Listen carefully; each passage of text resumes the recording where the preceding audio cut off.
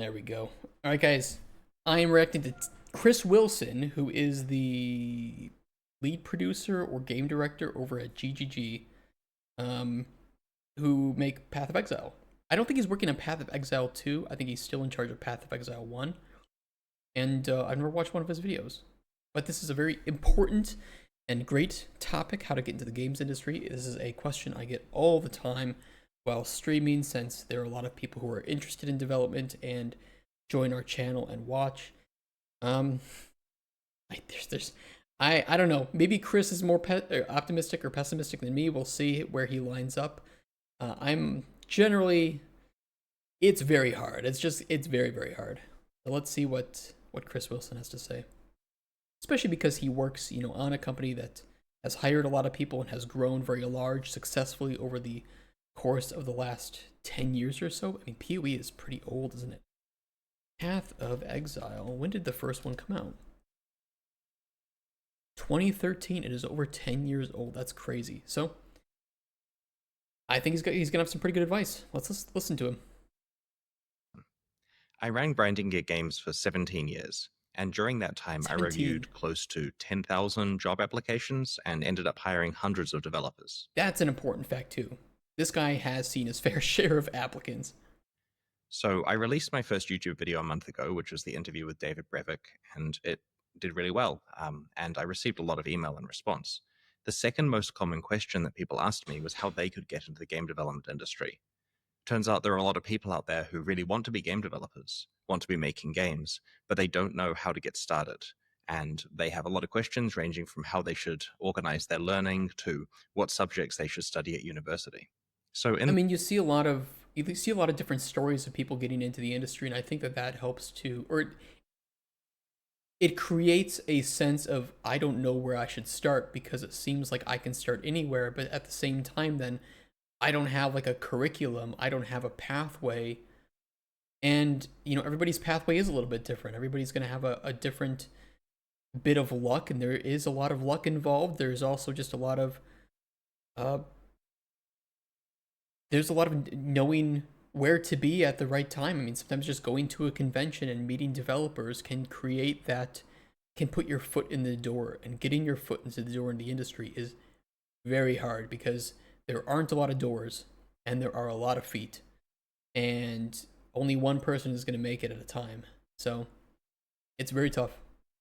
this video, I'm going to cover the cyclic I don't nature know of who the David games Brevik is. industry, why people should be spending their time making many small games, specific advice for each of the major game development disciplines, and how to structure a job application once you're ready to actually apply for a job.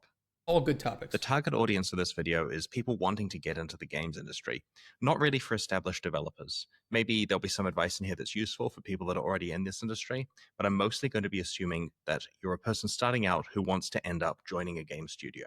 I would even say that some of his advice could apply to somebody like me who has already been in the industry for over 10 years, just because when you start working on your own things with such a small group of people, that all the rules are changed, all the rules are different, and working with a publisher versus being self-published are, again, it's all different. I mean, you hire a publisher not just to give you money, but also to take certain responsibilities away that you don't have the time or the knowledge for. And if you try to do that on your own, either as a solo developer or a new studio, yeah, it's like this is all stuff that I've never done before, even though I've been here for over a decade. I've never touched some of this stuff, and learning it, I'm learning it for the first time. So I'm making a lot of mistakes along the way with this too, but one small thing at a time. And of course, when we had targeted getting publishing for Cauldron Chronicles, our big open world RPG, we could increase the scope to a certain extent.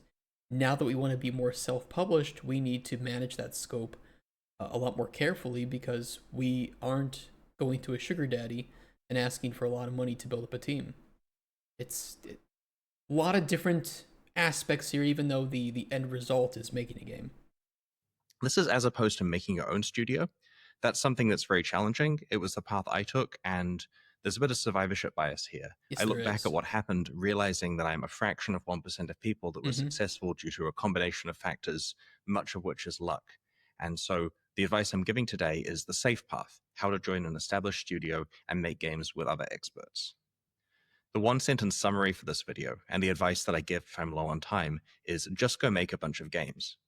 But telling someone who doesn't True. know how to make games to just go make a bunch of games is one of those now draw the rest of the owl situations. Right. This video will hopefully help explain how to go about doing this. Yeah, he's right. Yeah, I mean, it's the same advice that I give. It's like, okay, stop telling me what your game is and go make it. Like, just because you think your game is good doesn't mean it will be good. And I can't tell you that your idea in a few paragraphs is good. You can have the greatest game idea, fumble the development, the game is shit. You can have a kind of shitty game idea, make a really interesting, all the technical aspects well, and the game can be successful. Your game might not have a lot of unique selling points.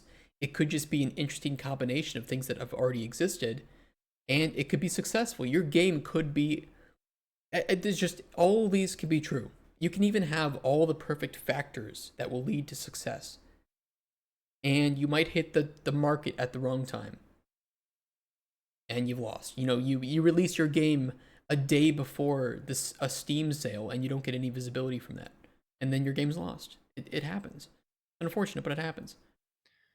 An important topic here is the cyclicity of the games industry. It operates on boom and bust cycles, and at the moment we're very much part of a bust cycle. Yes. Throughout the industry over the last couple of years, there have been huge amounts of layoffs, tons of experienced and talented developers are looking for jobs. And so you may wonder, why am I recommending that people start learning game development when experienced developers are struggling to Because it'll go back to boom. And the answer is, we're preparing for the next boom cycle. Yep. 5 years ago, when COVID meant that everyone was locked down at home, they were playing a lot of games. And the amount of revenue in the industry went up massively. And it was very easy to get funding. It was very easy to find a job. It wasn't the greatest for mental health, of course, being in lockdown, but it was the perfect time to be asking for funding. Do I think I'll go bald? Maybe. If I start to have a little bit of baldness, I'm shaving it all. I'm embracing it. And that meant that studios oversubscribed the number of staff they had. They started extra projects. And 5 years later, when there's less money relative to then being spent on games, those projects are being cancelled and people are being laid off. But in the future, there will be another boom. And that's why it's important to start developing your skills now. If you start learning. It's not just that, but it's important to show a pathway.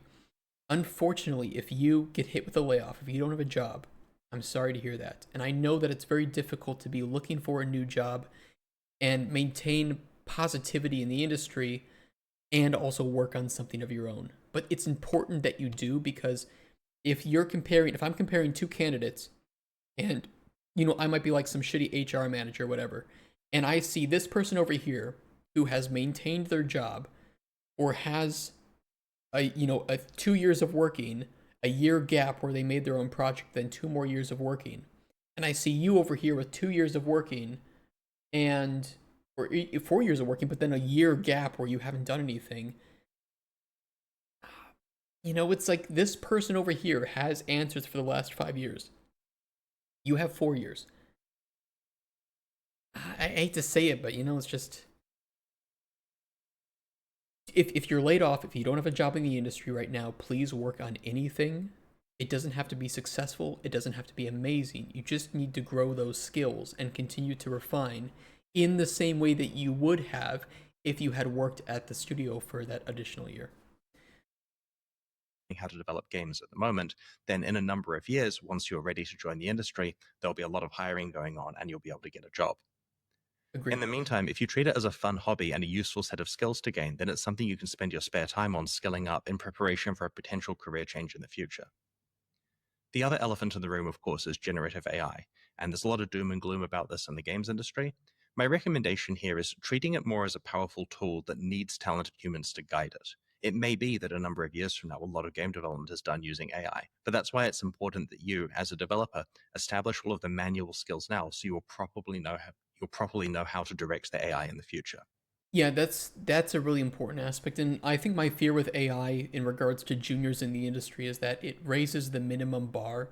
That if somebody can go on, there's a plus and a minus to this. If somebody can go on to AI and generate a basic game idea right off the bat without knowing anything about game development, this raises the minimum bar to get something playable, which is not great because that is a really hard bar to get to if you want to do it manually.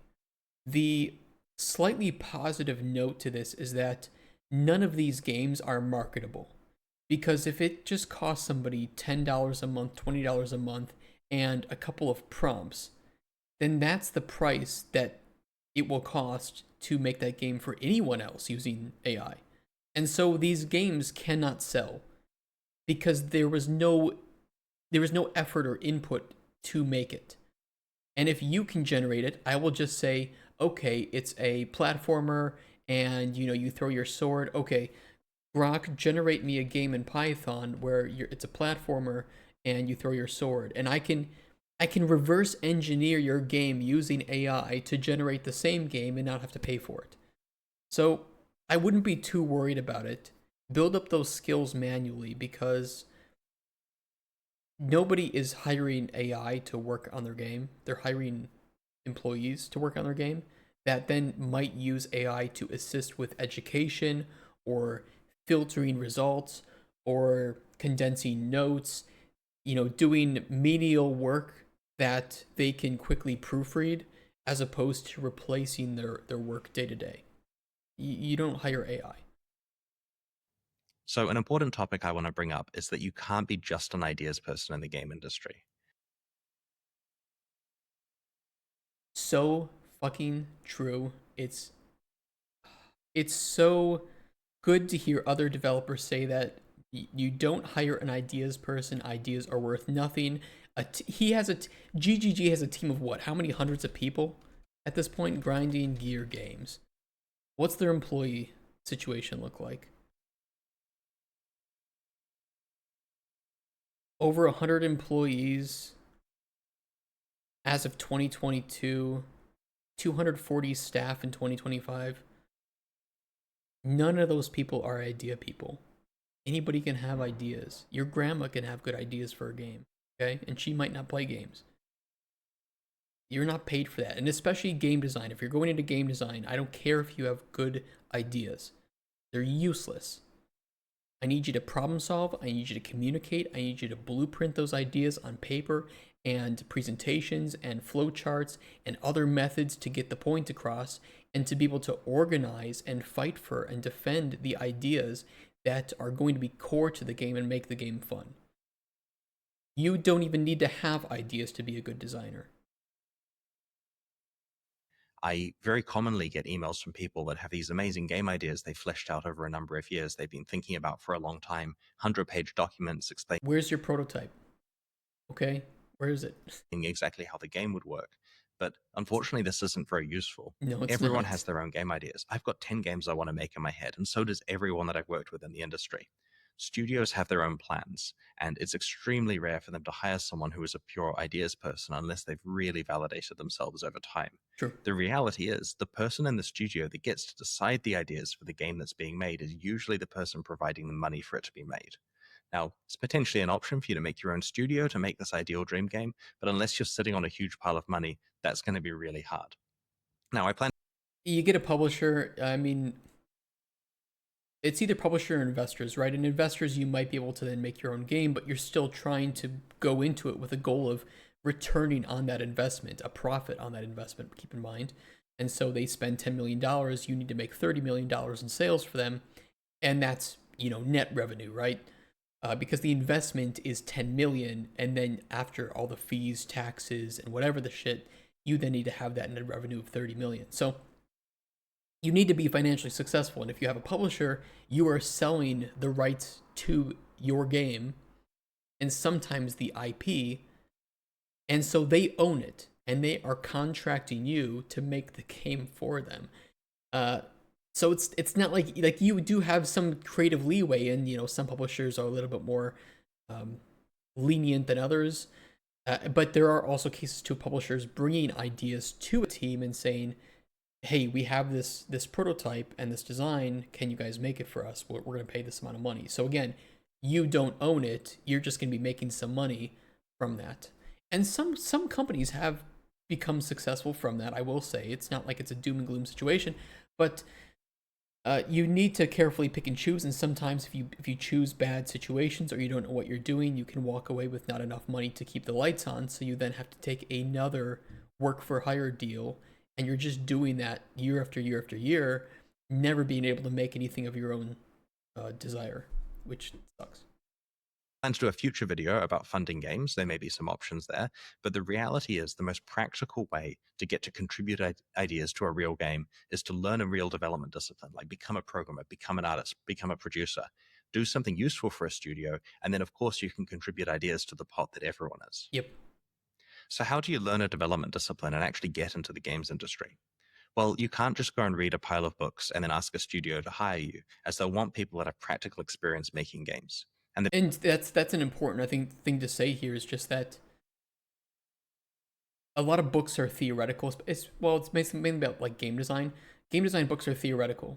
In theory, can only take you so far, and sometimes breaking the normal rules of game design theory can help your game stand out. So, reading a whole bunch of books about how to keep a player engaged doesn't really help you know how to keep a player engaged, and doesn't mean that your paper designs are going to accomplish that in reality. The quickest way that you can figure out whether or not your game is fun is to play your game.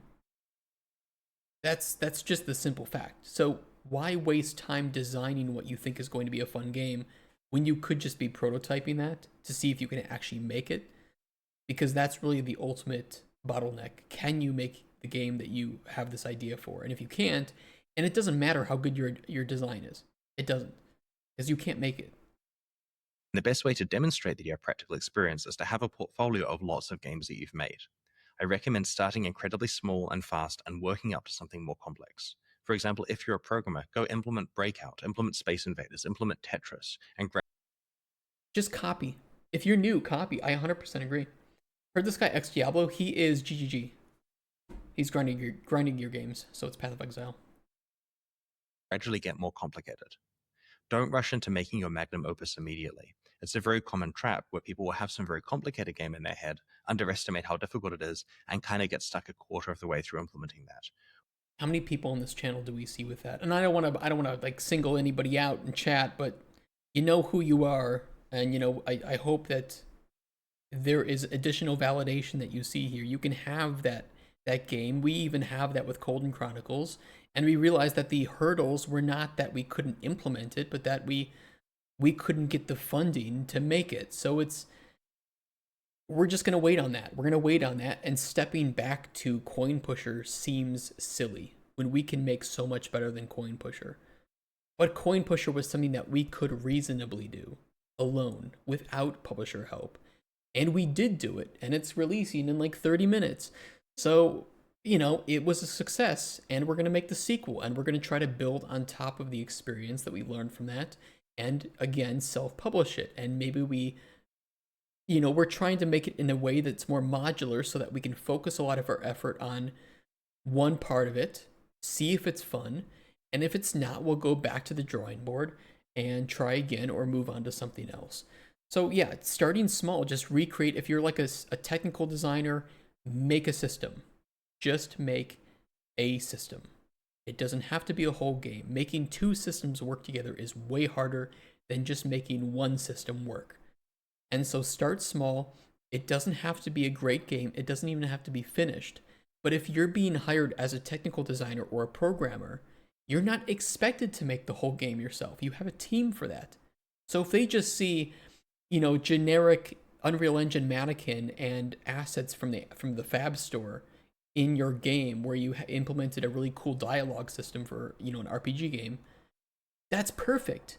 That's perfect. That's enough. They can say, oh, he can absolutely make good systems, and he knows how to make those systems, function. That's what we would want him for anyway, so that's perfect. And then, just show that on your portfolio. Don't be afraid of showing your failures either. Say, okay, here's a dialogue system I made, and it's kind of bad. And then I spent, 6 months redoing it from scratch, and here's how much better it came. And don't just show the better one, because show them that you learned from your failures. You didn't just magically spawn it out of thin air. It did Tetris long ago in C++ and OpenGL. It took longer than I thought, so can I go apply for a game job? Well, it taking longer than you thought is exactly, yes, I mean, that's what you would say. You would say in an interview, I did this. It took way longer than I thought, but I learned a lot from that experience, and now I'm much more accurate at estimating the amount of time that it will take to do things because of all of the requirements that were needed to get that implemented. And you know what that shows to a publisher or to a developer? If I'm sitting there listening to your interview, it says to me, okay, so he's better at estimating his time because he has experience about misestimating his time. Okay, perfect. We know that if we hire him, he's going to be able to estimate his time and therefore cause fewer developmental delays. What you want to be doing to improve your skills is implementing smaller, more complete games and gradually working up the size and scale of the scope. Yes. This not only gives you great experience for all the different aspects of the game development cycle, but means that you'll have a portfolio of many games that you're able to show prospective employers. It's okay to expect to be bad at first. You will definitely get better. It's like running, right? No one starts running and is amazing off the bat. It's gonna suck for a long time, but it's almost inevitable that the more you do it, the more skilled you'll become. And that's It's pretty funny that he's saying that because he worked on Path of Exile and Path of Exile. If anybody's played, one of the biggest things that you will be told if you're a newbie in the game is just make a build. Doesn't matter what. It's going to suck. And then the next build you make is going to be a little bit better, but still suck. And you keep doing that until you make a build that can reach, red tier maps or something. So yeah, it's just like that. And you should be proud of those failures because if I look at a CV and I have not reviewed anywhere near as many as Chris Wilson has reviewed.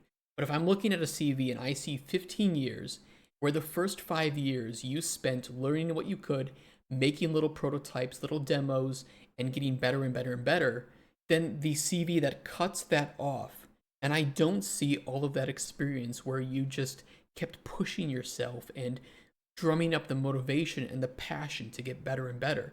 The passion is what I'm hiring you for because if I see that velocity to your growth and to your passion, I assume that if I can keep you motivated and inspire you, that passion is going to continue at that velocity or near that velocity with me, that you are an investment, that you as an employee are going to be better in 2 years after I hire you than you were at the moment that I hired you. And you're not just going to stagnate. It's very important to show that velocity and to be proud of your failures and overcoming them. And just like with our game, this is kind of coming out of nowhere, so I apologize. But this game, Coin Push Reloaded, which is releasing in like 20 minutes, if we can we'll push the button after this video. The original version of this is something that I made about 8 years ago in Unreal Engine 4. And our goal was to make this, but better, to show how far we've come since that time. And this was it. This was all it was. There wasn't even any end game. And now we have a fully fledged game with a lot more mechanics and depth to it, and it looks pretty, it sounds nice, and we can get that out onto the market. We've released it. So, showing that velocity is important because it shows growth and dedication to getting better and even facing your past failures and mistakes or mediocrity to see how much better you've gotten in that time. Very important. That's the case with game development. A nice thing about this approach is if you try to start making games as a hobby with small ones that you can complete in a few weeks, and you really hate it, if you're just not enjoying it, then it's really good that you worked this out before you perform a massive career pivot into games. Right. If you only found out after finishing a 3-year game development course and then getting into your first studio that you really dislike the day-to-day work, that would be very unfortunate. And so if you start making small games and trying it out, you'll soon find out whether you have the passion for this to become a big... Not even just the passion, but he probably will talk about game jams, but game jams are great because they also teach you teamwork, and you might really enjoy game dev, but you can't work in a team, and therefore you will not survive long at a studio. Big part of your life. Very different from working solo.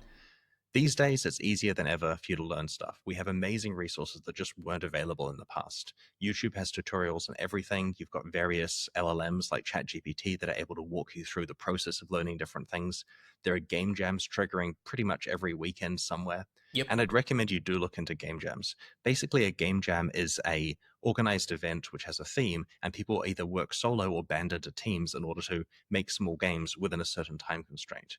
And so this is a perfect example of making games under some degree of pressure. It's quite fun putting something together, and you end up Teaches with you how to something you can be scope. proud of afterwards that's Hmm. pushed your boundaries as a game developer. And sometimes, that theme, that spark can encourage you to think of something special and new, and you might finish the game jam and say, you know what? Let's just let's just make this into a full game. Let's keep working. Like I met this artist and this sound designer while doing this game jam. Do you guys just want to keep doing it and keep making it bigger? So you'll meet a lot of people. I think you'll meet a lot of people that can help you um, in areas that you're not very good at. And so game jams really are a great way. Just be careful of game jams where your goal should be to have a good time and to learn, not to win. I promise you, if you go in with that mindset and you don't try to win, you'll have a better time and a healthier time. Just meet people, learn a lot, have a fun time, and try to grow and create something fun. And if you keep doing that from jam to jam, you'll meet some really great people who you can find a way to work on, and you're not gonna like spend 18-hour days, dawn till dusk, grinding it out and burning yourself out of game dev early on a game jam.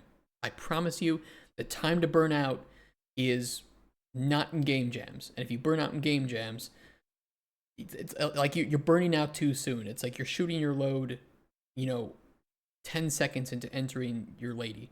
Don't do that. Wait. Not the greatest analogy, but if you get it, you understand.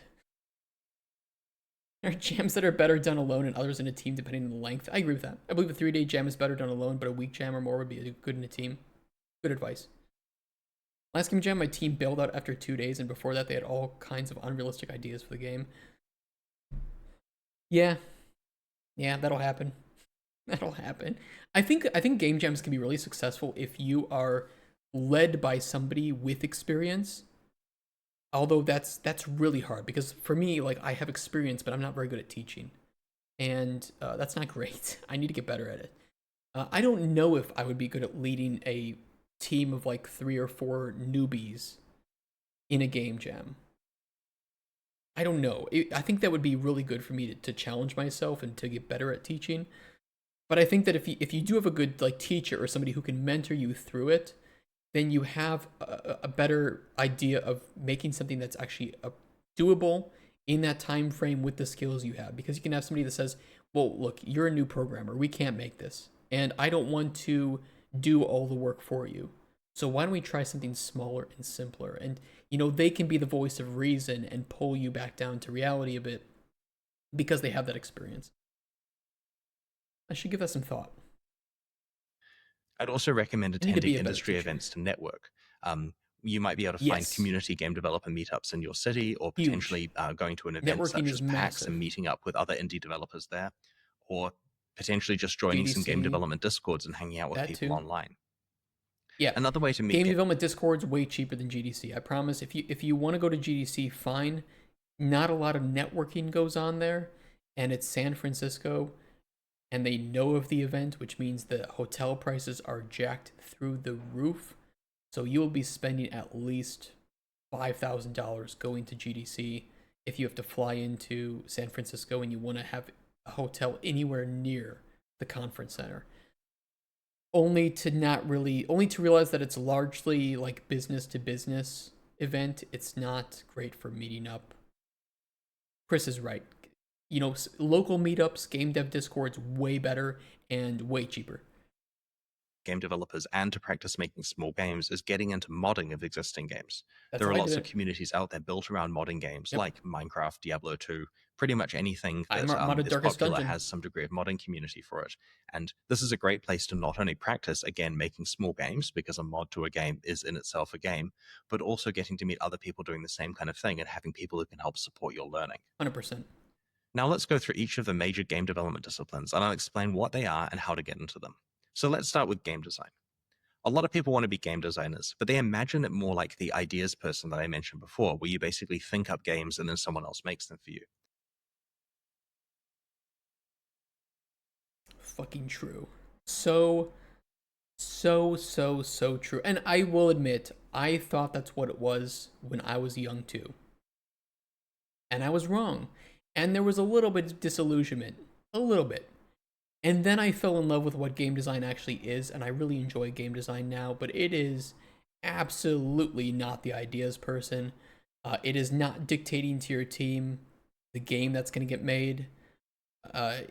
There's also just a lot of responsibility because you do have oftentimes a lot of sway over what the game turns out to be.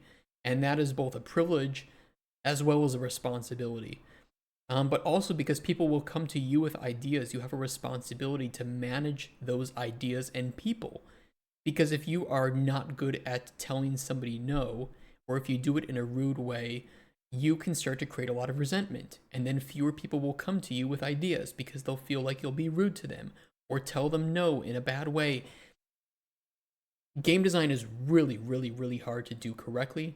And I think it has some of the highest rate of egotistical pieces of shit who don't actually know what they're doing compared to any other developer role in the industry. At least in my experience, I've known some great game designers and some horrible ones. I've been a good game designer and I've been a horrible one. You know, you kind of have to learn on the job, and you have to face your own vulnerabilities and your own communication styles. And there's a very thin line that with the right mood or with the wrong mood can go horribly, where you are being defensive of an idea and sounding like an asshole. And it's really tough to ride that line sometimes. Huge Cookie, why are you so obsessed with me going bald? It stopped. My hair is great. And you know what? I think Chris Wilson looks awesome. Bald. No bald hate here. The reality is that You design silly. is a much more disciplined, iterative process. Yes. Many of the best designers don't necessarily ever contribute overall game ideas, but still make the game actually fun to play through good design. Preach. And there are kind of three types of design I want to talk about here. First of all, there's systems design.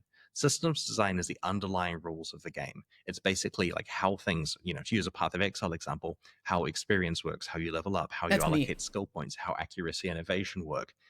Basically the rules of how the underlying game is structured. This is all very important, but it's often not particularly glamorous to work on. It's not glamorous. People often don't notice it, especially like balancing. If balancing is good, you might feel it. You might say, "Oh, this feels a lot of fun," but you don't attribute it to balance necessarily. It's also hard to show in a portfolio. I promise you, if you work it as balancing as a systems designer, it is sometimes hard to show that off in a game. Because when you show off a gameplay clip, you have to say, well, ignore the art stuff, because obviously I didn't do that, and the animations. But the underlying system of like the character jumping from point to point, and we automatically get that length, and show the, I don't know, it's just, there can be really small stuff that is really technically challenging to achieve, and nobody gives a fuck about it. And it's hard to show in a portfolio. But yeah, I love system. I'm a systems designer, so this is my bread and butter. I love making the rules, the systems, the underlying stuff. But it was really hard to build my portfolio. But no one will see his head in his game. Chris Wilson is pretty weird. The next type of design is content creation, and this is kind of the grunt work of design, is going through the game and basically hooking everything up so that it works correctly. It's usually the designer's responsibility to do scripting for various monsters and boss fights and events, and making sure that things are parameterized correctly. Quests are triggered based on the right conditions, monsters spawn. Yeah, it's like, it is the grunt work. It's just, okay, we have the systems. Now make it work throughout the rest of the game. It's like, okay, well, we have 5 different biomes, and we want like 10 different enemy varieties in different biomes. Let me hook up the spawning of them. Blah blah blah blah blah. Put it in. Put all the numbers in. I'm not going to be the one balancing necessarily. That'll be up to the systems designer sometimes. It's just, yeah, it's, hey, we have 10 new bosses and they each need to drop something unique. Have fun designing it. And that can be, sometimes you might just like, okay, perfect designs, one after the other, beautiful. And sometimes you're sitting there scratching your head like, I don't know what the fuck I would do with 10 different designs. I don't know 10 different Like, today is not a creative day. I don't know what to do. And you're just sitting there thinking. And that sucks. That's the worst part about like content design, is just not being creative. Because you want to get it done and you have the motivation to get it done, but your brain just isn't thinking creatively that day. Born in the right places, they have the right cooldowns on their skills and so on. And there's a lot of work throughout large games getting all of this set up. It means many, many designers have to sit there hooking up content without really getting to do very much in the way of systems design or actual balance. Yep. But it's still a very, very important role within the design team. And then the final type of design is balance. And this is basically making sure that values are correct. And sure, you can eyeball them to start with, but the difficult process here is trying to work out how to change the values based on feedback. Changing one number sometimes can alter whether or not a game will be seen positively or negatively. Just one. That's how important the numbers can be. And balancing is so challenging, and you can't jump into a game and design it from the start having perfect balance. I would even argue don't care about balancing. Just get it feeling okay. Get it so it's not frustrating. And you can balance it in a full balancing pass later, but you need to know the goals. What is the purpose? Who is this game for? That helps to dictate whether or not the balance should be a bit more hardcore, a bit more casual, whether or not you have enough leeway within the options for the player builds. Because if you only, Path of Exile is a perfect example of a game that is very, very challenging to balance, and is, in my opinion, balanced pretty well, the first game.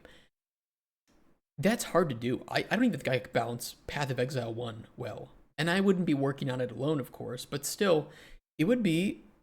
I don't know if they would hire me. I don't think I have enough experience for their role, but I would love to try it. It's just balancing is hard, and it's something that isn't very glamorous.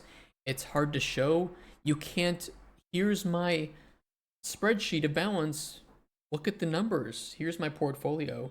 Like, no, you would have to show how well balanced the game is, but that's really hard to do without the person playing your game or looking at reviews.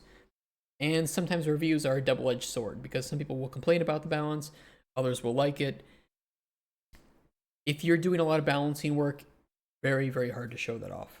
So I would still recommend, if you're getting into like development as a designer, try to get technical skills. Try to like focus on recreating systems, or if you're a narrative designer, just buy a dialogue system and write interesting ways for stories to progress. And you can even say then the player will do this and this and this, and then here's them talking. Just you need to find a way to show off your specialization. If there's a particular fire enemy in your game doing too much damage, is it the case that the enemy is doing too much damage? Or maybe there's not enough options for resistances for the player. Maybe the player hasn't been guided, or maybe you drop really good gears for fire resistance from an enemy later, but you should have done it sooner.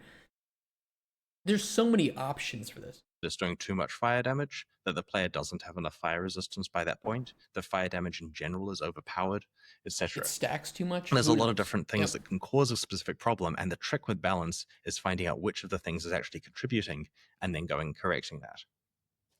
So in terms of getting into game design, there are a number of ways you can do it. There is value in making full game design documents. So that's basically where you sit down and try to plan out exactly how a game would work, less from an ideas point of view and more from a practical systems point of view. Yeah, I was going to say, from like a systems perspective, there's some usage to it, and it's two things. It shows that you can document. And documenting is a big part of game design, right? It's about documenting that in a way that's readable and communicable. Whatever the word is here for it. Because communicating is different than being proper. Sometimes the best way to communicate something is not like a proper English way to do it. Sometimes a picture is exactly what you need to describe a game design. Sometimes a video of you like recording yourself doing something. Sometimes a flow chart. Sometimes it is just words. Sometimes it's tables. The purpose is to communicate effectively, efficiently, and in a way that leaves the most minimal room for miscommunication possible. And there is no right or wrong way to do that. Sometimes it depends on the person you're talking to. It depends on the system you're making. It depends on whatever you're designing. You have to be flexible with that. And that takes a lot of work and a lot of experience. And even joining a new company, you'll have to learn the way that each individual person on that team communicates. He doesn't know what he. Shut up. View where you actually, basically give a Which flow cookie? chart for different systems, maybe some pseudocode. You basically write a rule book for how the game functions. Yeah. Now, if you want to become a systems designer, it's worth trying to design a game where the design is basically all of the gameplay, essentially a board game. A great example of this might be the Incursion League from Path of Exile. That's where you're basically customizing a temple by traveling back in time I to like that change the league. decisions that architects made in the past. And we approach that essentially on paper as a board game, where for the first week of development, we're sitting there moving bits of paper around on the floor, trying to work the rules out and make sure that it's solid before we even touched a computer. And that's very understated how important that is. But paper design, depending on what you're making, can be the lifeblood. It's just I there was one time where I made a board game for what was a real-time I took a real-time strategy game design. I made a turn-based board game version of it, and we paper prototyped that turn-based board game. And we played it at the office, and it was fun. And it helped to validate some of the rules and the strategy because it was player versus, it was meant to be player versus player or player versus the computer. So playing it player versus player helped us to see how the strategy of other players and other humans contributed to the decision making of the opponent. And this was great. This worked perfectly, and we didn't even have to touch the engine before doing it. It just worked for that. And there are some games that that's not going to work out for, or some systems where that won't work out for. But like I said, you have to be flexible. And sometimes paper design and making like a board game version of it or whatever, or just moving around paper, especially if like you're like making a card game where you're playing against an opponent, just write on the cards and just make a card game version of it. Don't jump an engine yet. 100% agree with Chris Wilson with this. And that's systems design. It's something that's a difficult process to practice. It essentially makes you into a board game designer, but it's really good to encounter people that have a very, very good understanding of systems design and lots of experience. And it doesn't really even involve touching a computer until you want to go and make a spreadsheet of it or potentially implement a prototype. Mm-hmm. If you want to practice content creation or balance, one option is to mod an existing game. If you pick your favorite game and just try to make additional content for it, add some additional monsters with new properties, try to add a quest in, try to balance it differently. This is really good practice at doing those specific areas without you having to go to the work of making the entire rest of the game yourself. Exactly. You have the existing framework, just mod on top of it. And that gives you a really good understanding of the tool set and how to go from a conceptualization to the actual release of that. And especially if you maintain that mod, then it will give you that ability to work with the community to filter the feedback and implement those changes based on feedback and see how that affects the community and the perception of your mod. I did that for I don't even know how many years. It was like 3 or 4 years on our overhaul mod for Darkest Dungeon, Pitch Black Dungeon. I wasn't an artist, so I didn't even make this icon for it. But we can see that, generally speaking, I would say that people really enjoyed the mod and it did what its purpose was. And it was largely a rebalance and content enhancement to the original game. So it didn't really change the game from what it was, but it did add a lot more variety, a lot more features and systems, and content that people could enjoy if they'd already played the game once through.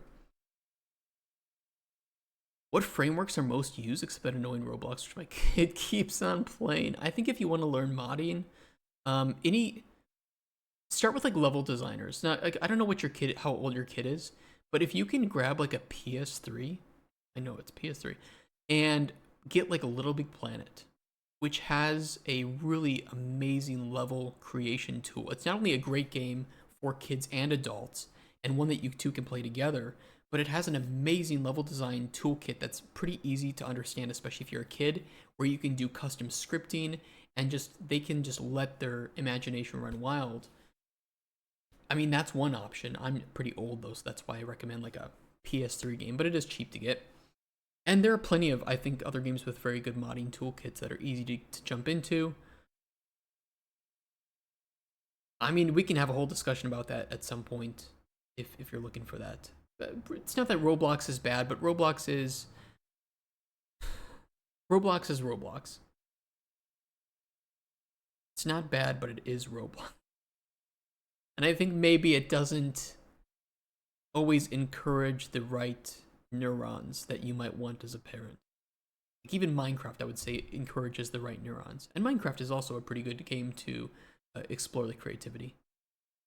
You can mod Minecraft. Yeah, I'm sure there's plenty of tutorials. I've never modded Minecraft, but I'm sure there's plenty of tutorials on how to get started with that. And I'd have to think about it.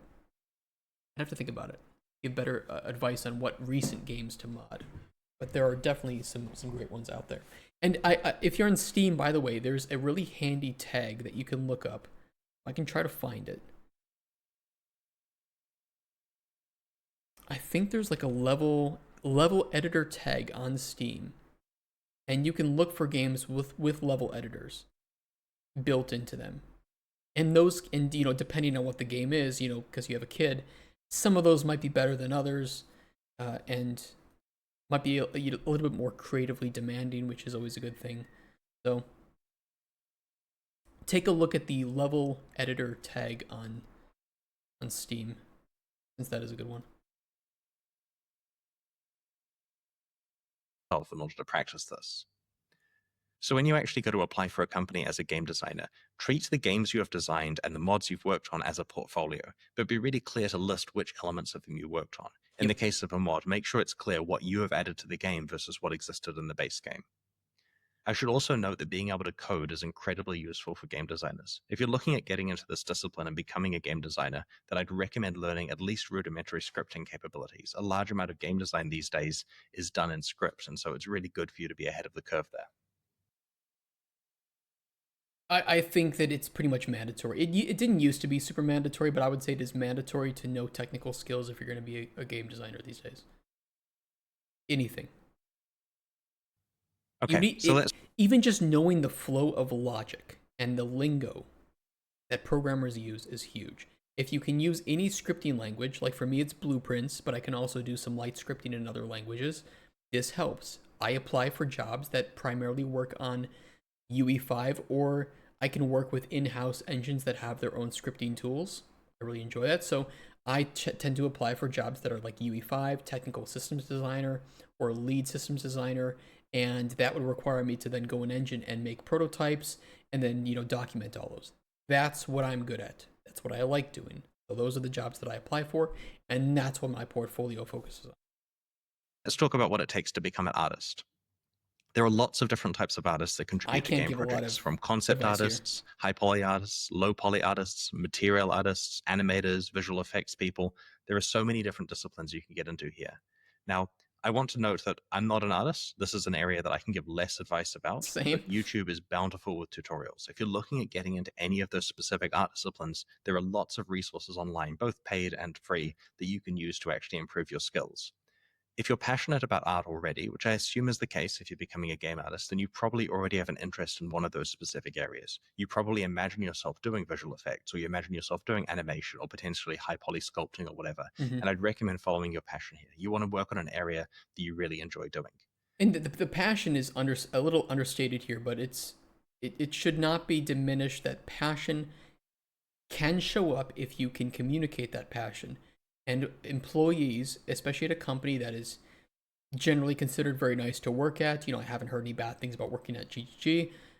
These are likely places that reward and look for that passion, because passion generally, if inspired in the correct ways, can make you a much better and more caring individual to the end product than somebody who just comes in and does their 9 to 5.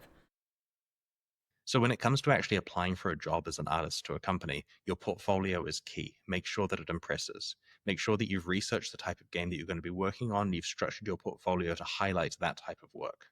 So next up, I want to talk about programming, an area close to my heart.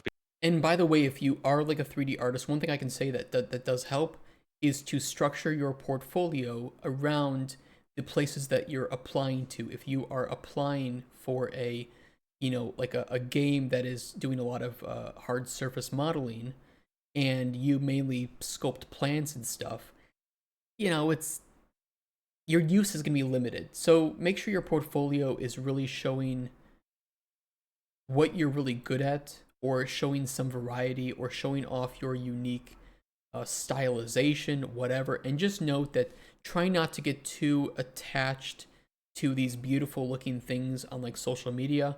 There are plenty of games that don't do anything super crazy with their art style that have no problems selling. It's consistency and it is pleasant. Not everybody's going to be attracted to a game of this art style, but it works for this game. So just find that consistency, find that unique style that you're going for, and build a scene, or even work on a game jam or with some other people to make a game. And if you ask me, one of the biggest things that I see a lot of artists looking to get in the game industry do is they just make a scene and they don't work on a game. Don't do that. Go find somebody who knows how to program, who knows how to design, a game, and work on a game with them, because then you'll have something tried and tested and even maybe on the market with your art in it. And it shows that you can complete the full cycle, that you can optimize, that you can iterate, and that you can, build out more content to make a scene feel great. It's almost release time. It's a little bit later, but we're going to finish up with this video first. Because I trained as a programmer myself. There are lots of different types of programmers that work on games. There's gameplay programmers, tools programmers, backend programmers, graphics programmers, and it's really common to learn a specific set of skills and apply for one of those roles. Of course, you can be a generalist, which is useful, but some degree of specialization into, for example, being a good graphics programmer really helps fit specific job requirements that companies have.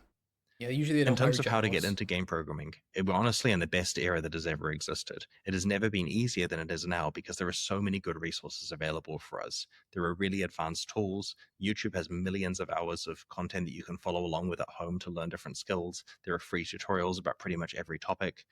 If you're stuck on something, you can ask an LLM like ChatGPT for an explanation that's actually tailored to your specific problem, which can be useful. Though I do preach caution with using the AI tools. It's very important for you to learn how to actually code yourself rather than just learning how to prompt a system and then copy and paste the answers.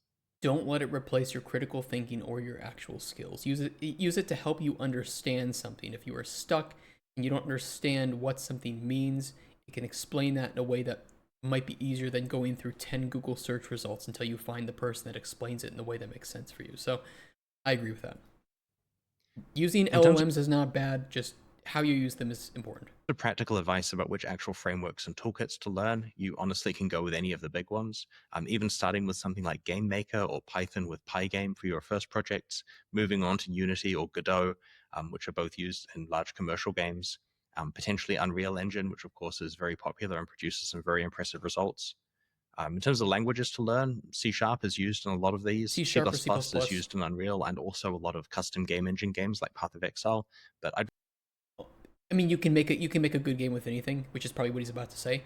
I would say most proprietary engines are C++ primarily. recommend dabbling in all of the above. It's good to have a variety of experience and basically a different toolkit of languages that you know.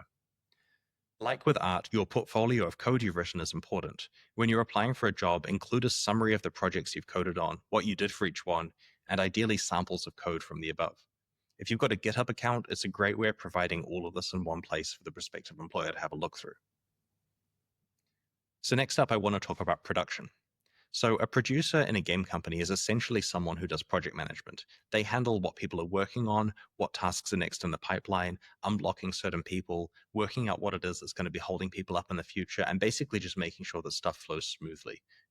Very underrated job. Something that I always wish I could do well, but I can't do well. I'm not always the most organized, and I really enjoy getting my hands dirty in the engine, and production it's not really a lot of that, so it's just not my calling at all. Game design is really where I feel at home.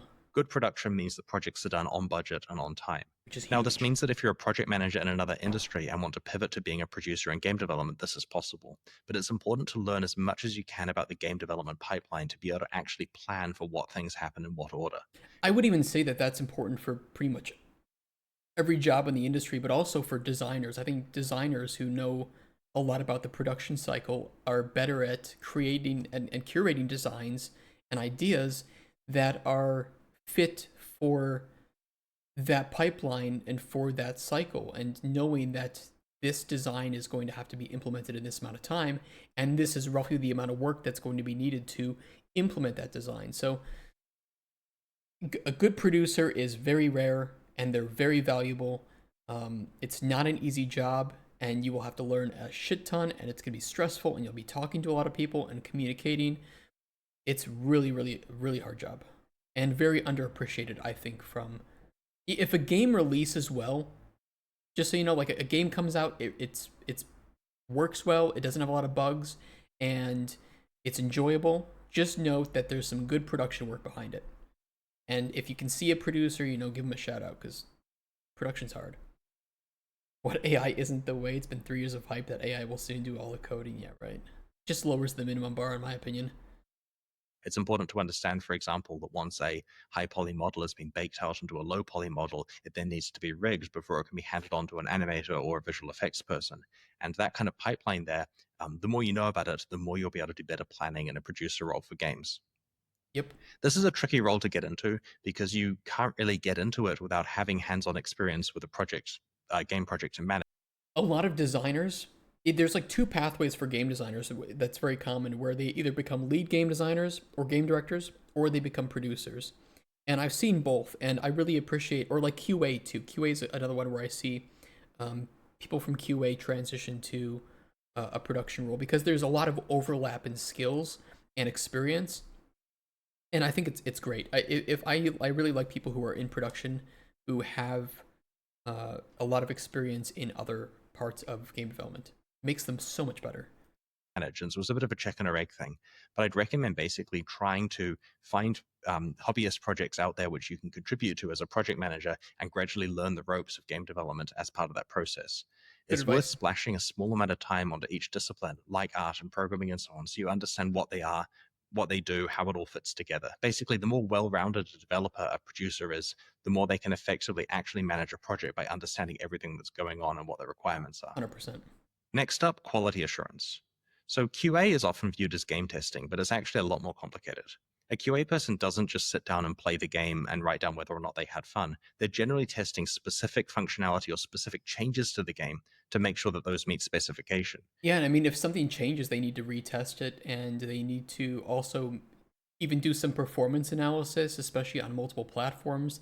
They need to test, uh, you know, exigent circumstances, like just spamming their keyboard, because you never know. Like some person's cat could walk over the keyboard if pressing certain keys in certain combinations crashes the game. It's going to happen to somebody, and QA is going to break your game in ways that you never thought possible, and they do it because it ends up making a better product at the end of the day. And QA, again, very underappreciated. And they try to systemically find and document bad behavior and border cases. So, for example, let's say a game allows you to equip a weapon. The programmer implements this feature and passes it over to QA. And so the QA person would obviously go into game and make sure the weapons can be equipped, but they also need to test counterexamples. What if you try to equip a weapon that's an invalid level? What if you try to equip a weapon that you don't actually have in your inventory right now? It's on the ground. What if it requires a stat that you're getting a boost from another piece of gear, and you take off that piece of gear that was giving you the stat to use the weapon? I mean, there's all sorts of the stuff, and some of this stuff, I would argue, a lot of this stuff should get caught by the systems designer when they're designing the system, and that way the programmer implements it in a way that catches those issues. But it's not going to catch them all. It really won't. You're not going to be Ash Ketchum here, and QA is going to find ways that you never thought possible to cheese or break your game. And then it's going to come back to you as a designer and say, do we want this behavior? Or back to the programmer if it was a bug. And if it's to a designer, they'll say, do we want this behavior? How do we accommodate it? Then you have to have a meeting with the producer and programmer and say, okay, here's how it should be working. Here's more documentation to fix this up. Let's get it into the pipeline. It'll be in the next build. And then QA has to test it again. And it's very, very mentally demanding work, QA. Again, very underappreciated, and there's a lot of cynicism within QA. The few QA members or people that I know well, they generally try not to get jobs as QA on games that they like, just because QA is not playing games. It is testing them. And testing is not always very fun. It's very frustrating. It's a lot of repetition. You'll end up hating the game from it, or you'll get sick and tired of hearing sounds, but you still need to keep the sound and music on because if a bug bugs out the sound and music and you have that muted, you won't hear it. Very underappreciated, very hard work. And that's an invalid level. What if you try to equip a weapon that you don't actually have in your inventory right now? It's on the ground. What if you equip a weapon that's in the shop that another player is holding? What if you equip two weapons at the same time? What happens then? What if you try to equip a weapon as you're firing it? What if you equip a weapon as you're changing area? There are a lot of things that need to be considered there, and it's possible that the programmer who implemented it only managed to cater for some of those cases. And so the QA person will ideally find cases where it breaks and pass them back. Yep. The important skills here are a systemic approach to exploring a system and very clear communication. You have to document exactly what went wrong, exactly what you did as reproduction steps, and then work with the person who's fixing it to make sure that that change hasn't reintroduced other problems with the system elsewhere. So in terms of how to get into QA, the easiest way is to start beta testing games and provide clear feedback to the developers. Try to find games that aren't just in early access for marketing reasons, ones that actually are unfinished or need feedback from people. I mean, you could even just reach out to indie developers and ask, "Hey, I want to get into QA. Can I QA test your game? Can you provide me with a code and I'll give you some information for it?" In there 100%. and write feedback and find problems, but make sure it's really clear and communicative because later you'll be using these examples of feedback in your portfolio to show the types of problems you found and the way that you described that. I'd also recommend becoming familiar with issue tracking software like Jira. This is the type of tool that's used 100%. internally to raise descriptions and reproduction steps for these issues, attach screenshots, and so on. It's good to have experience with that prior to getting into the industry. It's honestly also useful to be able to code. Automated testing is very valuable to companies. It's becoming a bigger and bigger thing, partly because with live service games these days, functionality needs to be tested repeatedly during and after development. Because there are so many patches being released to a game, it's important to be able to automatically test features that have previously been tested to make sure that they haven't regressed as a result of a change that's made. And to some extent, writing an automated test for something is about as much work as actually testing it manually, but is more precise and can be repeated. Yeah, regression testing. It's is also important. worth noting. I mean, regression testing is important, but also there are things just like keeping an organized file of save games and making sure that the developers, and again, this is something that the designers will have to do and the programmers will have to do, but implementing really good debug tools because you're arguably speaking, your QA team is only as good as your debug tools. And if they don't have tools to reliably jump between parts of the world or set quest flags, then they're kind of working in the dark. And the better your tools for testing, the more accurate and the more quickly you'll find those bugs and be able to target them specifically. So tools are underrated in this case for QA. Noting that within the industry, QA is not a particularly glamorous job. QA staff are treated by some companies as disposable and Yes. generally not paid very well. It is a very tough job, but it has the ability to pivot to other areas of the company because as you start to contribute more than just basic feedback, people will realize your value and expertise in other areas and may be able to transition you to a role over there. Well, and two, I've seen a lot of, really good QA individuals go to design because, they're constantly testing and finding these ways to break them. And they also have some good ideas and they want to contribute in that way. And they're constantly reading design documents because they want to know if the behavior that they're experiencing is the behavior that is expected. And so they get a lot of hands on work directly with design and with programming. And I've seen some really good QA people transition to design, and they're very, very good at figuring out those border cases, as Chris put it, and that's fantastic because if you can stop that issue from happening at the design level, it's not going to appear hopefully in the implementation level, and then it won't ever get to QA, and it won't ever be a bug. So next up, I want to talk about audio. Now, I'm using this category to refer to both music and sound effects.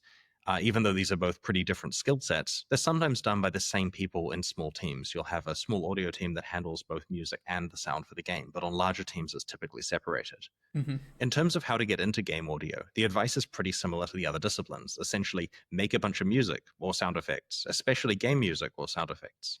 It's important to demonstrate that you understand what makes audio good for games in particular. For example, for music, some games dynamically mix tracks together based on what's occurring in the game. Yeah, that's a huge one. That's one that we've talked about before. It was one that was great in Darkest Dungeon, where they had dynamic mixing of tracks between darkness levels.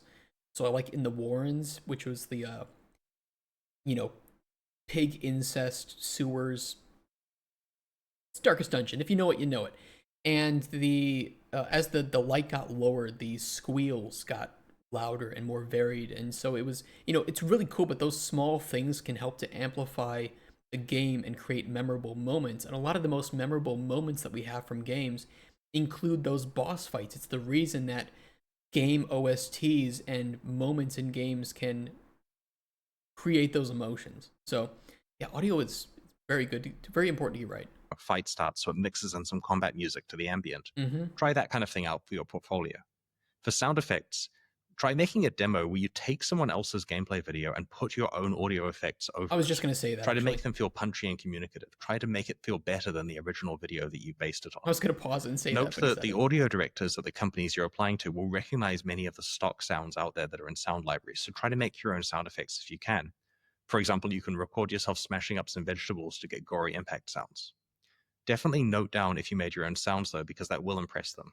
Yeah, that's very true too. Yeah, I mean, just because there are so many unique, bespoke moments in games that require sounds that are you could spend 2 hours finding on a library, but if you have some experience, you can just quickly go into the booth, record it, and you're good to go. Again, the portfolio is key. Make sure to lead with your best work and tailor it for the studio you're applying to. You'll notice that I haven't talked about going to study at specific game development courses at some universities. Because it's not necessary. It can be good. There are positives. There are positives, but I'm self-taught. I mean, I am not university taught. Let's put it that way. And it was really hard to get into the industry that way. But at the same time, I didn't waste a lot of money, and I kind of just learned in the way that I wanted to. But I did have to set my own curriculum, and that was tough. Let him finish. That's what she said. Universities offer. Now, these are, of course, useful, no doubt about it. I studied game development myself in my postgraduate year for my computer science degree, and that was very helpful to get an understanding of networking and AI and stuff before I actually started work on Path of Exile. But this kind of stuff is not mandatory. Honestly, looking at someone's portfolio to see what they can actually make is a lot more telling about them than what qualification they've done. The Yes. qualifications are useful, of course, because they're a great way of learning something, but some people aren't in a position to be able to afford the expense and time commitment of full-time study if they're treating their progression into game development as a hobby until they're good at it. So that's why my advice is basically just make a bunch of games. That's something you can do while you're studying, or it's something you can do in your spare time. It is disappointing, though, when people apply for a job where they've clearly put a lot of work in at the university learning their subject matter, but they haven't made any games in their spare time. When those people apply, my advice to them is, hey, can you actually go and try these skills out? Try making some stuff of your own rather than just assignments you've done, and then reapply, and we'll have a look at that stuff. So, when you have a portfolio of games you've He's made, right. the next step is applying to work at a company. But I want to caution you, be prepared for a rejection. This part of the process is a numbers game. You're going to send a lot of applications out. You're going to be ignored a bunch of the time. You're going to be rejected a bunch of the time. But hopefully you'll get some bites, people that really like your work and want to hire you. Here's the numbers behind it. So I have worked at 3 studios. 4 studios. Sorry. I worked at 4 studios. The first one was at Red Hook Studios for Darkest Dungeon, and I got the job because I was a big modder for the game. That was the reason. I didn't apply, they reached out to me, and it was very lucky that I got that. So, again, that wasn't an application. The second job I got was from an application, but it was at a company that recognized that skill and took a chance. Again, got lucky, but it was also because I was in Poland where there's just less competition for jobs, especially at that time. The third company, I was recommended. And the fourth company, again, I got lucky because I had a lot of failed interviews before that. And so I've worked at 4 places. 2 of them weren't even because of applications, and in between those, I probably had over 200 rejections for jobs. That's the numbers you're up against. It sucks, but most of the time he's right. You're not going to hear anything back, or you're going to get a rejection. What I'm saying is you just got to get the ball rolling. What I'm saying is it's kind of like the gambler's fallacy, right? You're gonna just one more spin, just one more application. But also, I would say that it gets easier the more experience you have, which doesn't help anybody who's new to the industry, unfortunately. But it just means that you have some verification that you can do what you say you can do, and therefore you can start to tailor your applications to places where you have the highest opportunity to succeed. I get it. I've been desperate before. I have friends who have been desperate. You just are trying to get any work. But if you can curate your portfolio and your cover letter to companies where you are the best possible match, you will receive a higher chance of getting at least an interview. But even then, you're competing with sometimes dozens of people at the interview stage to get past it. And one small fuck up, one thing you say that could be a red flag, it just sucks, but it can cancel that. I don't know. There's not really any advice other than it all comes down to the more experience and proof of your abilities you have, the higher the chances you have. But at the same time, if you're bad in interviews, it can stand out. If you come off as egotistical or you have some red flags, it can stand out. And there are so many things that have to go right in order to get that job. Put in the work and do the right things, Lady Luck will shine upon you. Luck is a big factor to it, 100%. And also, in addition, like I showed, 2 out of my 4 jobs in the industry were because of a combination of luck and knowing the right people.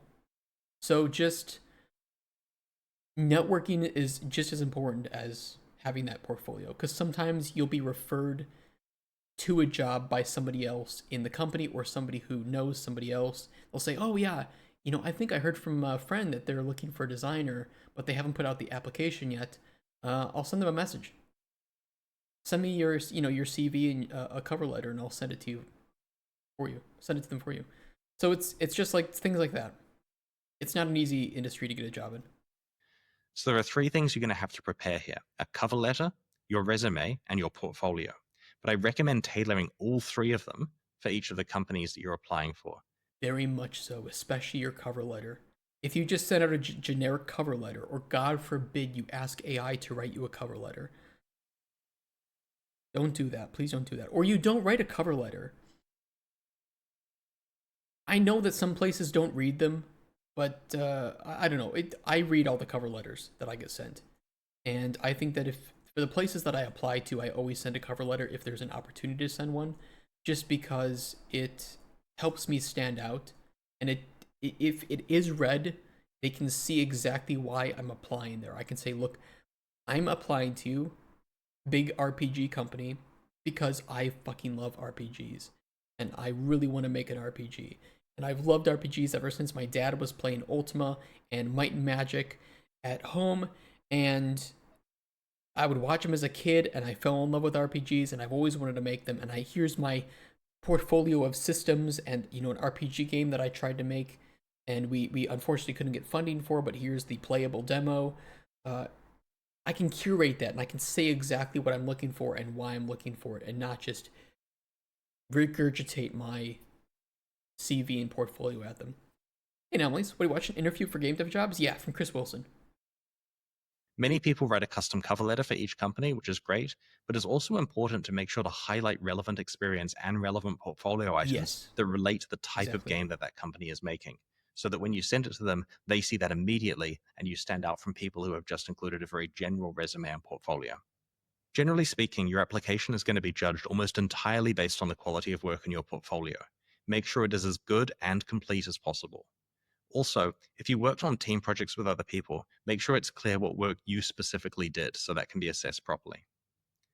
As I mentioned, it helps to care about what each company does and to tailor your application for each one. If you've played the games the company made or that genre of games, say so and explain your experience. If some of your work is more relevant to their art style, tools, or programming language they use, then surface that work to the front of your resume and portfolio. Yeah, that's important. Like for me, when I don't apply to companies that are working on Unity just because I don't have any Unity experience. And so when I apply, I try to look for people with like custom engines, with scripting tools, or especially like Unreal Engine, where my role would be requiring me to blueprint. I can be like, I got the footage for you. I got it right here. It's on YouTube. Here's me working on Cauldron Chronicles or on Coin Pusher or other games. Here's how rapidly I can prototype, and then here's my documentation, and I can filter all those relevant skills into it. Yeah, Chris is just saying it completely correct here. Hey, Refix. Someone has been on the hiring side, although not in the game dev industry. Please actually care about the companies you're applying to.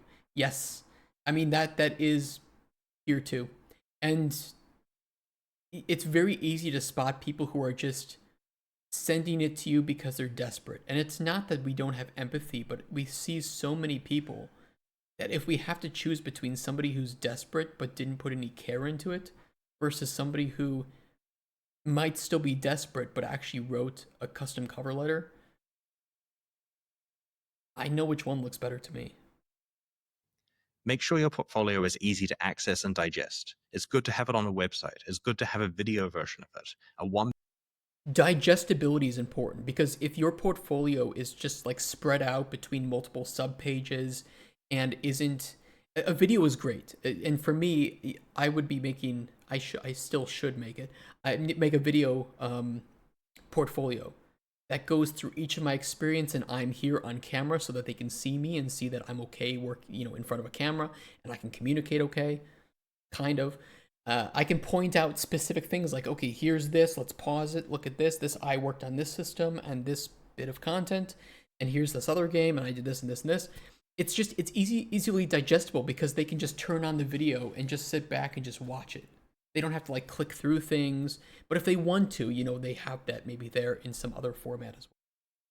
And that's one of the reasons. That's one of the reasons I'm making these videos. It's because if I ever need to go back to the industry and get another job, I can just take all of my YouTube content and find the right pieces and shove it right into a video portfolio. So it's all the content we've done here on Microraptor Games is just pure gold for me. Hopefully. Communicate okay as long as carbonated drinks are provided. Yeah, you provide caffeine, I provide the game design. minute demo reel is excellent. The person processing these applications is probably going to see hundreds of them. If you have a nice, easy button they can click to Thousands. see your best work immediately, you'll probably rise to the top of the pack. If any of the companies that you apply to is based in another country, it's important to understand local rules and regulations regarding working in that country. For example, in New Zealand, where I'm based, it's difficult to get work visas for foreigners unless you can demonstrate that local New Zealanders are unable to do the job. And that's why GGG primarily, I think, hires New Zealanders. Or they used to. I don't know if they still do. Grinding Gear Game. What the fuck? Grinding. I gotta resolve that was absolutely not about grinding gear games. I'm pretty sure. Please only apply if you currently reside in New Zealand or are willing to relocate. So I guess they've kind of opened that up now. They used to only have roles for New Zealanders. So yeah. Did you actually search Grinder? Yeah, it actually In went to my addition, bookmark free for Grindr. internships aren't a thing.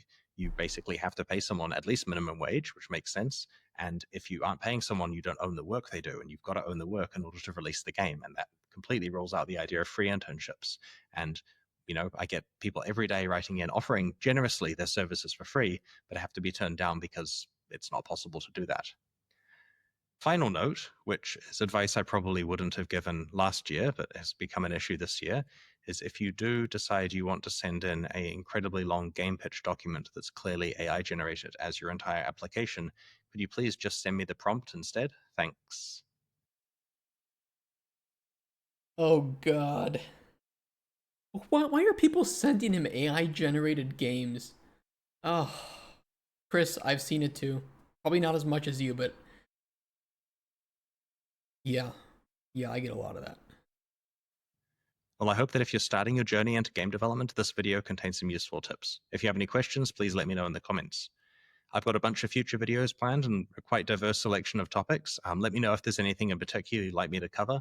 And if you enjoyed this video, please like and subscribe. Thanks again for your time, and see you next time. That was great. I'm not subscribed to Chris Wilson. I am now. That was a great video. I hope Chris is okay with me reacting to it. That was really wonderful and had a lot of great, concise info. Chris knows what he's talking about, I'll tell you that. He is beyond way more experienced than I am, so that was absolutely fantastic. So thank you for making that, Chris, and I hope you enjoyed it. If you're watching on YouTube, I hope you enjoyed that one too. I know we usually do Tim Kaine reactions, but Chris is also a veteran and knows what he's talking about. So thank you for watching that one, and I hope to catch you on the next one. And let's release our game. So bye-bye YouTube. I have to go release my game. Sorry.